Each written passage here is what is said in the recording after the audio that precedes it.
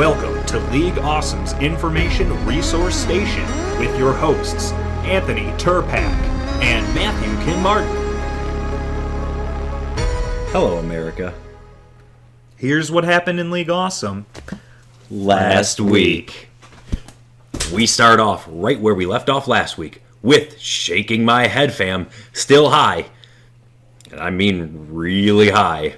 Off his first win of the season. And he was looking to prove that he wasn't just a one-pump chump, as Corey was out for revenge against a Week 1 loss from Bubba's Baby Got Dak squad. Get it, Corey. But this matchup would look nothing like the original, as each team would only field 3 players from their original starting lineup. Oh, you mean Corey didn't start Zay Jones instead of Fournette? No, not this time. Damn. But he would still be without a star running back, who would be on a bye this week. But who needs him as you go into Thursday with a comfy 40-point lead after Baltimore's defense pitches a great shutout? Corey's team was projecting a huge win all day Sunday, even while he was stumbling out of the realm, still celebrating what was to be a certain victory. Heck, even when Bubba needed his team namesake, Dak Prescott, the most, he showed up with a season-low 5 points. Ooh, that was like with having Romo hold for an extra point. Oh, the worst. Yeah, right. But Tony, that's why this is a team fantasy sport. Well, Dak would be the only team on that roster to score under double-digit points, which included a 43-point output from DeAndre Hopkins, who would score the most points of any wide receiver this week and the second most yet this season. So does that mean the winning streak?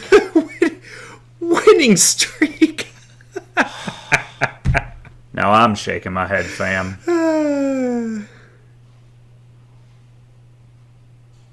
Next, we check in on KLAM Watch 2017. The mood is tense as a cat named Gary stalks Spaceship Coop this week. It felt like Halloween came early this season because Geoff played like a cat possessed. He scored the most points in League Awesome this week. Buddy, you didn't put up much of a fight yourself. I thought I put up quite the fight until Sunday afternoon. If it weren't for that wishy-washy Houston defense.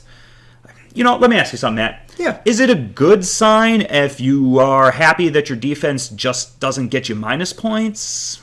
Yeah, that's what I thought. What? Unfortunately, Houston scoring 0 points was the least of my worries.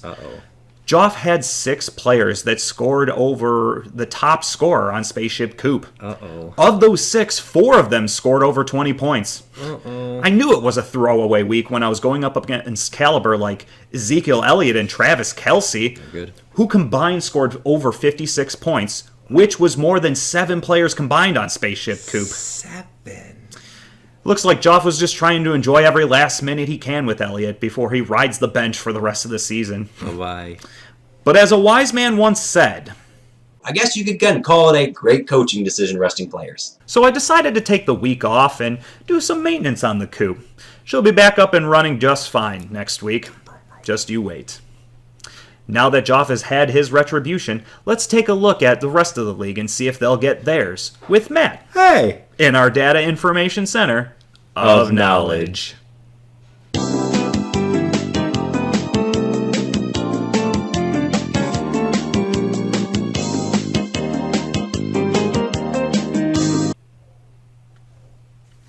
Now that rematch season is in full swing, we take a closer look at retribution within League Awesome.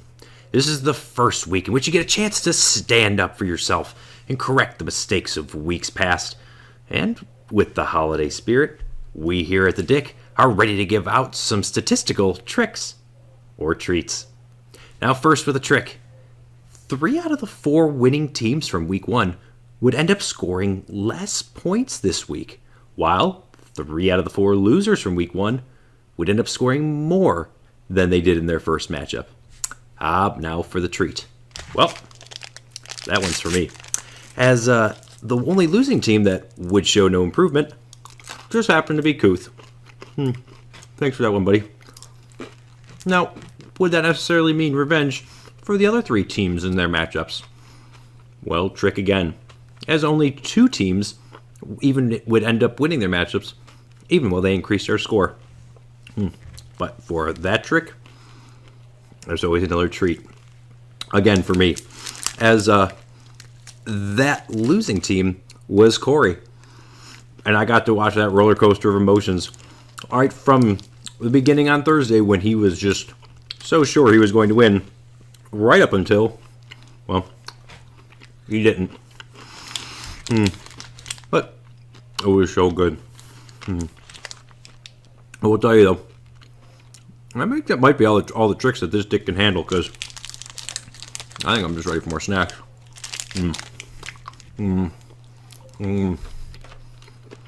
Back to you, Tony.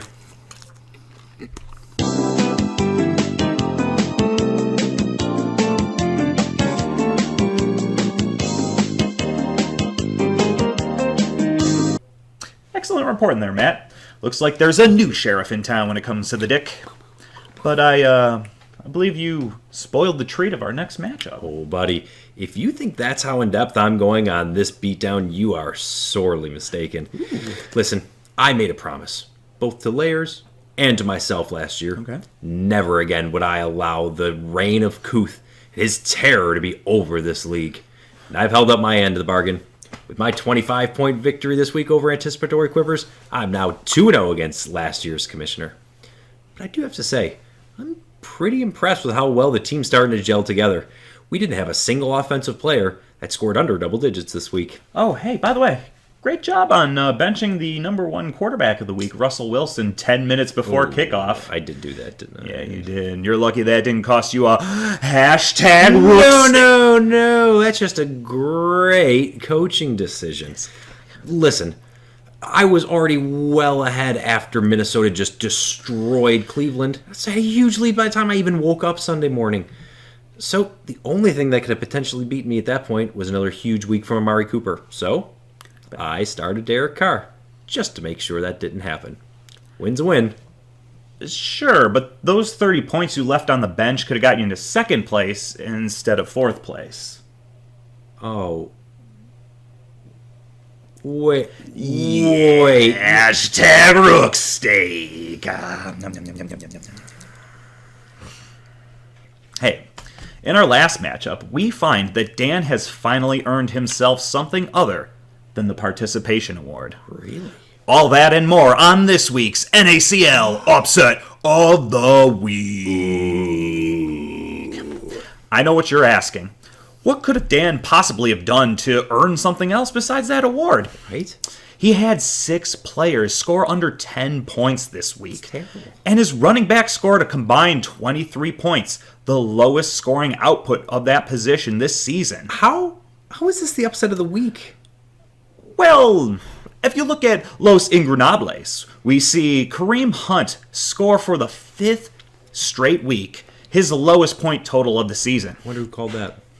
And let's not forget about Josh Reed's stellar 1.5 this week.